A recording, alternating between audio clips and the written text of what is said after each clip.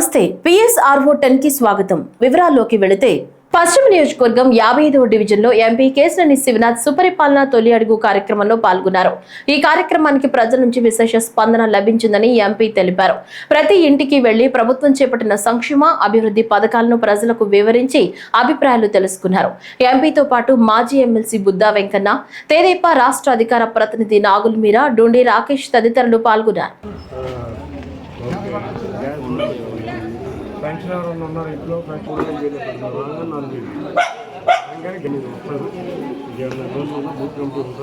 ప్రయాణం కూడా వస్తుంది.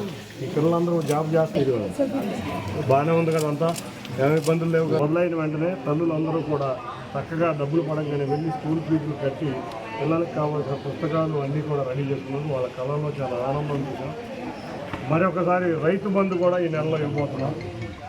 ఆగస్టు 15 నుంచి మేము మహిళలకు ఉచిత బస్సు ప్రయాణం ఇవ్వబోతున్నాం. అతి త్వరలో ఈ సంవత్సరంలోనే నిరుద్యోగ వృత్తి, అంతేకాకుండా ప్రతి మహిళకి P4 ద్వారా లింక్ చేసి మహిళా వృత్తి కూడా 1500 ఇస్తాను. దాన్ని కూడా P4తో లింక్ చేస్తాం. కాబట్టి సూపర్ 6 పథకాలన్నీ